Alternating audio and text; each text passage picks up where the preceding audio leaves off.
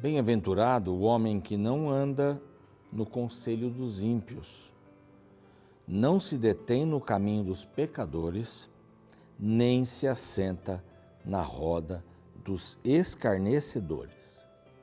Bem-aventurado, feliz, consciente, equilibrado, aquele homem que não anda no conselho dos ímpios. O que o ímpio poderia falar para você?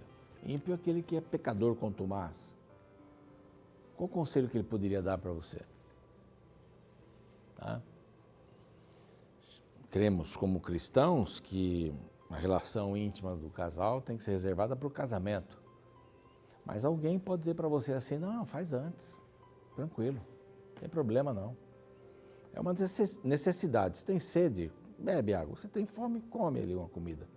Ah, você tem vontade de fazer sexo, faça. Conselho do ímpio.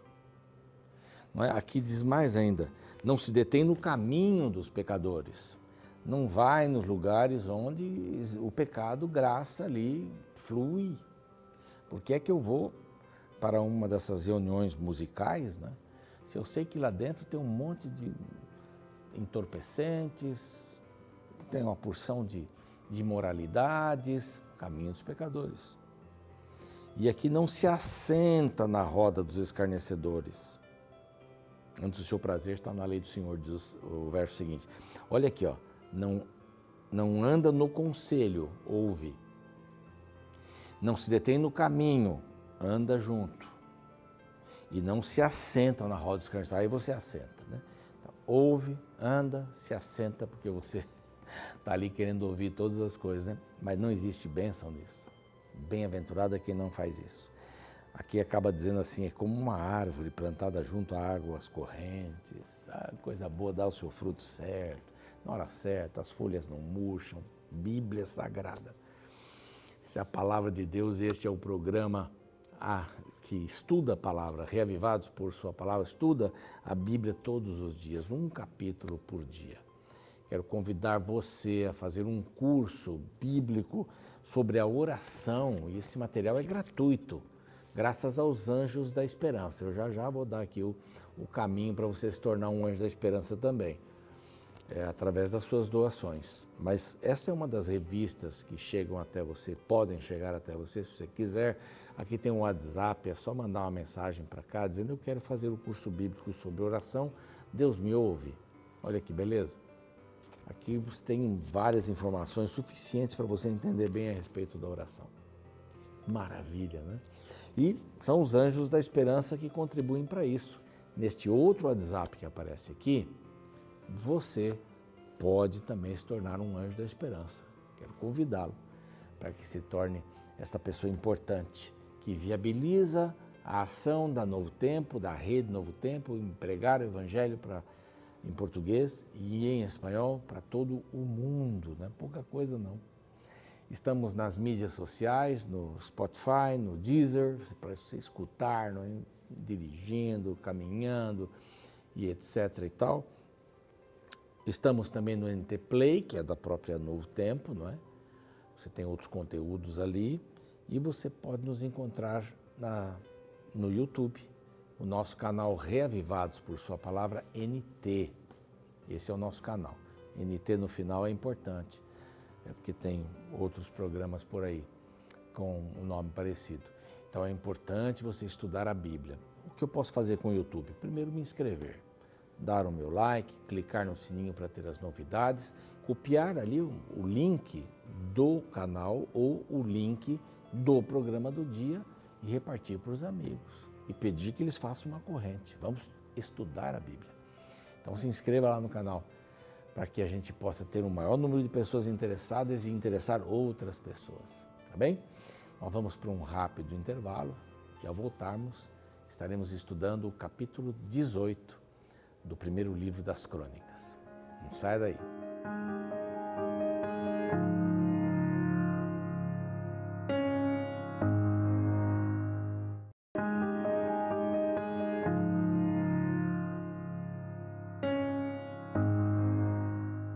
Muito bem, já estamos de volta com o programa Reavivados por Sua Palavra, aqui da TV Novo Tempo. É bom a gente estudar a Bíblia, não é? tirar um tempinho todo dia, como isto é importante para a minha vida, para a sua vida também. Importante estudar a palavra de Deus. E aqui a gente não para, né? A Novo Tempo está querendo dizer para você assim, tem um programa diário, não é repetido, não muda em qualquer circunstância, feriado, é a palavra de Deus, um capítulo a cada dia, todo dia, sem parar. Já é a terceira vez que a Igreja Adventista faz esse processo. Eu peguei o bonde andando pela segunda vez, estava terminando, aliás, pela primeira vez, não, pela segunda vez. Estava terminando, eu peguei em Lucas, fui até o Apocalipse, depois de Gênesis até o Apocalipse, foi a Bíblia toda aqui. E agora pela segunda vez. Desculpa, eu estou gravando pela segunda vez a Bíblia, né? Mas já é a terceira vez que a Igreja Mundial faz isso, incentivando as pessoas a estudarem um capítulo por dia. Bom, você que esteve conosco ontem, gostou do capítulo? Lindo, né? Quando Davi faz um pedido para Deus, Senhor, eu vou construir sua casa, eu tenho tudo planejado, eu vou construir. E Deus diz assim, não, Davi, você não vai construir. E Davi agradece a Deus e diz assim, quem sou eu? E nós terminamos com um verso muito lindo ontem, o último verso do capítulo 17, diz assim, se, pois, agora servido de abençoar a casa do teu servo, a fim de permanecer para sempre diante de ti, pois tu, ó Senhor, a abençoaste e abençoada será para sempre. Essa devia ser a nossa oração todos os dias. A gente devia acordar falando isso. Senhor, abençoa a casa do teu servo. Abençoa os meus filhos, abençoa minha esposa, meus pais. Abençoa, Senhor, meus inimigos também. Eu não quero mal para eles. Eles querem ser meus inimigos, eu não quero ser inimigo de ninguém. Não é bacana isso? Termina bem, né? E agora vai falar sobre diversas vitórias de Davi. Vamos ter aqui depois o 19 também, vai falar, aí o 20 também vai falar sobre algumas batalhas aqui e vitórias de Davi. E o 21 vai mostrar uma escorregada tremenda aqui de Davi, mas não importa, porque a Bíblia apresenta o melhor e o pior das pessoas. Mas Davi foi chamado homem segundo o coração de Deus. Ele nunca colocou seu coração em outro Deus. Errou? Errou. Como você e eu erramos também. Mas aqui 3 capítulos, pelo menos, falando sobre batalhas, vitórias. É importante. Esse material aqui é importante. Para quem, primeiramente, esse livro estava sendo escrito? Para aqueles que estavam voltando do cativeiro, 70 anos, sem saber de vitórias de Israel, ou de Judá aqui no caso, né? Aqui é de Israel ainda, não foi a divisão, mas eles viviam a divisão, Judá, para saber que Deus dava vitórias diante das batalhas. É importante você ouvir pessoas que venceram. Eu mencionei o AA, gosto muito do AA, se tiver algum problema, esse é um bom caminho. E o que acontece lá dentro? Eu já levei algumas pessoas lá, e o que a gente ouve lá dentro? Ouve pessoas contando a sua experiência. Como foram abençoadas. Você pode falar em Deus, você pode falar em Maomé, lá você pode falar qualquer coisa, não tem discriminação religiosa nenhuma e não tem um vínculo só. A pessoa fica livre. Mas você diz assim, eu agradeço a Deus, tem lá até um negócio de Deus, etc.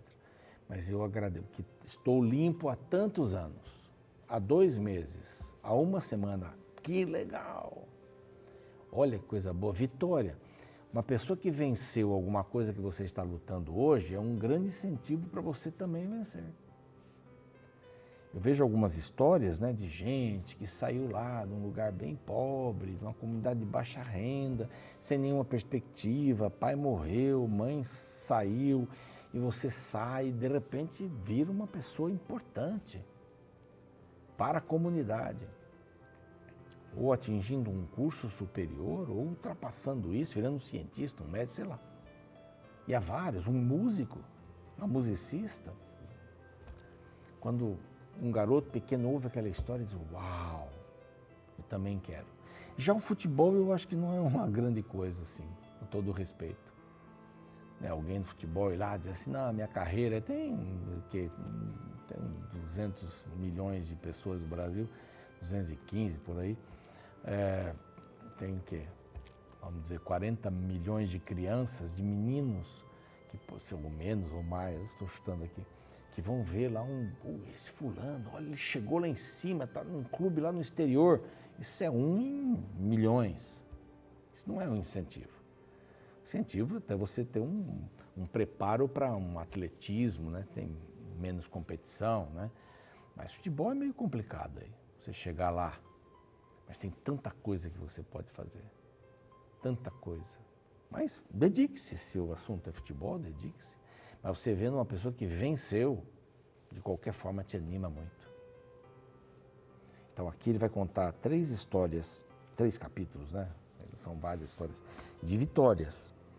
E a primeira aqui, assim, bom, depois disto, né, depois de ter estabelecido a arca lá em Jerusalém, depois de ter orado a Deus, agradecendo por Deus ter dito que não era ele que ia fazer. Então, depois disto, feriu Davi os filisteus, eram os filisteus, e os humilhou, o que eles fizeram durante toda a vida. Tomou Agate e suas aldeias das mãos dos filisteus, isso no oeste, onde o sol declina, aqui para nós. Também derrotou os moabitas no leste. E assim ficaram por servos de Davi e lhe pagavam tributo. Também Adadezei, rei de Zoba, no norte, foi derrotado por Davi, não é, até o rio Eufrates, tal. Davi tomou milhares de carros, cavalos, cavaleiros, 20 mil homens a pé. Ainda no sul, isso foi no norte, no sul, então oeste, leste, norte, sul, todos os lados. O reino expandia, aí foi a vez dos sírios, ali um pré-sírio, os edomitas, né? Se ligaram depois aos sírios, ficaram debaixo dos sírios na realidade, não foram ligados por afeição, mas Davi matou 22 mil sírios, isso foi no sul. Davi pôs guarnições na Síria de Damasco, e os sírios ficaram como servos de Davi, muitas vitórias. Aí diz assim, e lhe pagaram tributo, e o Senhor dava vitórias a Davi por onde quer que ia. Essa é a palavra. O Senhor fazia Davi um homem vitorioso. As batalhas, Deus pode fazer você um homem ou uma mulher, um jovem, também vitorioso. Tomou Davi os escudos de ouro dos oficiais de Hadadezer, e os trouxe para Jerusalém. O que quer dizer essa expressão, trouxe para Jerusalém? Dedicou para o Senhor. Aqui vai dizer mais, né? Ele tomou Amate, outras cidades e tal. Verso 11 vai dizer assim, os quais também o rei consagrou o Senhor juntamente com a prata e ouro que trouxera de todas as demais nações, de Edom, Moabe, Amon, Filisteus e Amaleque. Ele dedicava isso para o Senhor. Os despojos de uma guerra podiam ser distribuídos entre os soldados. Seguramente isso era feito também com os soldados de Israel, mas ele pegava o melhor de uma batalha, de uma guerra, de uma conquista e colocava para o templo do Senhor. Davi estava juntando os materiais para a construção do templo. Olha que coisa. E Deus disse para ele que ele não ia fazer o templo, mas não, eu não vou fazer, mas meu filho vai fazer. E eu vou deixar tudo pronto aqui. Tem esse negócio assim, se eu não for fazer, também não ajudo. Já ouviu isso aí? Se eu não for fazer, eu não ajudo também. Cruza o braço. Só porque eu não vou fazer? Só porque meu nome não vai aparecer ali? Então eu não ajudo mais? Como é importante a gente ter esse senso de que a gente participa mesmo se não for o primeiro. Como é importante isso. Bom, ele dedicava essas coisas, ia dedicando. Aí vem falando aqui também Abisaí, filho de Zeruia, feriu 18 mil. Então vai falando aqui dos edomitas e tal. E aqui no finalzinho ele diz assim, ficaram servos de Davi, lá os edomitas e tal. E o Senhor dava vitórias a Davi por onde quer que ia. Nós já lemos aqui, no verso 6. Vou mudar de câmera aqui, no verso 6. O Senhor dava por onde quer que ia. Por quê? Porque ele escolheu o Senhor. Davi não ia passando assim e Deus dizia assim, vence aqui, agora vence aqui. Não, ele fez uma parceria com Deus. Ele se uniu a Deus. Então, por isso, as vitórias eram do Senhor e eram dele também. Que bênção, né? Aí vem os oficiais para terminar esse capítulo aqui. São muitas vitórias, né? Eu coloquei até uma frasinha que eu não posso esquecer. Sempre Deus vai dar vitórias. O que é ser vitorioso? Ser vitorioso não é conseguir aquilo que eu imaginava. O que é bênção, né? Vitória e bênção é a mesma coisa, nessa direção. O que é bênção? Bênção é quando eu peço uma coisa para Deus e Ele me dá aquilo que eu pedi. Aí eu digo assim, recebi uma bênção. Recebi uma bênção. Então você recebeu uma bênção, você precisa de trabalho, você levanta numa reunião e diz assim, recebi uma bênção. Deus me deu um trabalho. Aí 2 ou 3 que estão ali desempregados há 4, 5, 6 meses, 1 ano. Mas Deus me abençoou por quê? Então, bênção, na realidade, não é o que você recebe, bênção é o que você é, você aprende a ser. Não são coisas. O que é bênção para mim? Bênção para mim, possivelmente, é não ser rico. Não sei se eu seria uma pessoa como eu sou hoje, eu não sou perfeito, não sou melhor que ninguém, mas Deus não me deu riqueza, não tem problema, eu tenho para viver, feliz. Para algumas pessoas, a riqueza pode ser uma bênção. Alguém que queria se casar com aquela pessoa, aquela.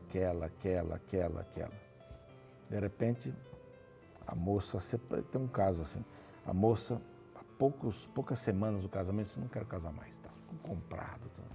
O rapaz se desesperou, ficou doente, depressivo, entrou em aquela. Um dia mostraram o marido daquela moça para ele. Podia ser o contrário, é só um exemplo. O camarada estava pirado, estava louco de pedra, como a gente diz, por causa daquela menina. Ela não foi e não seria uma bênção para aquele rapaz que queria só aquela moça. Então, bênção é aquilo que Deus me dá, mesmo que não seja o que eu pedi. Isso é ser uma bênção, isso é maravilhosa a palavra de Deus. Então ele vai falar sobre os oficiais de Davi, vai falar sobre Joabe, Josafá, Zadok. Então ele vai falar sobre todos. Ninguém trabalha sozinho. A gente precisa dos outros para ser vitorioso, né? Essa lição aqui. Reinou Davi sobre todos, julgava, fazia justiça, todo o povo. Ok, fazia justiça.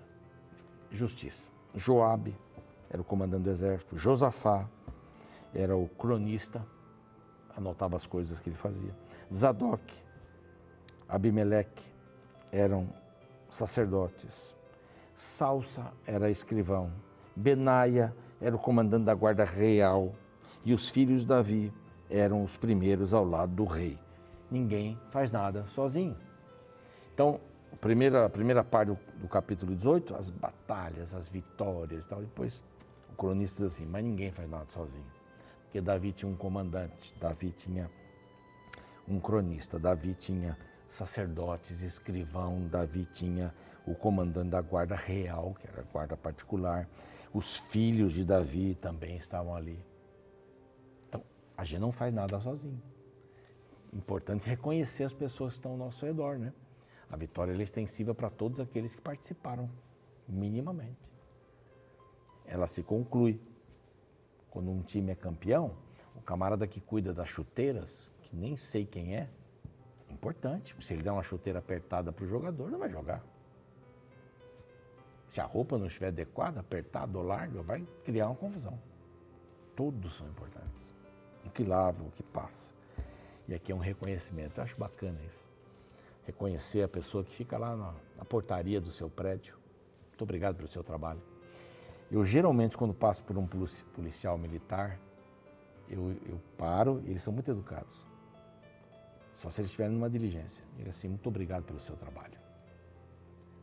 não sabe quem eu sou, nunca mais vai me ver na vida, possivelmente. Muito obrigado pelo seu trabalho. Não é legal isso? Os enfermeiros aí que foram aplaudidos, né? Esse pessoal de frente da área médica, os médicos, durante a pandemia, muito obrigado pelo seu trabalho. Vale a pena ser agradecido. Diante das vitórias, mais pessoas contribuíram para essa vitória. Vamos orar? Pai, nós louvamos o Teu nome e queremos Te agradecer pelas vitórias que temos em nossa vida. Algumas são imperceptíveis, algumas não são estrondosas, não são espetaculares, são pequenas vitórias na visão de algumas pessoas, mas representam muito para a gente. E a gente quer ter essa sensibilidade. Além de Te agradecer pelas vitórias, reconhecer aqueles que nos ajudaram a alcançarmos a vitória. Pais, cônjuges, filhos, colegas de trabalho, chefes.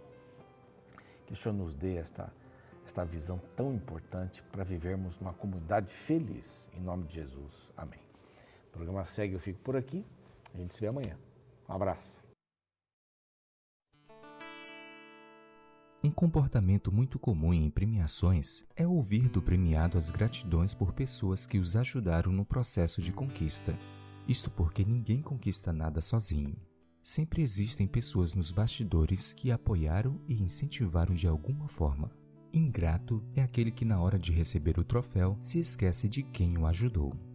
Na vida espiritual não é diferente. Um cristão nunca deveria se esquecer de que Deus está por detrás de cada conquista alcançada.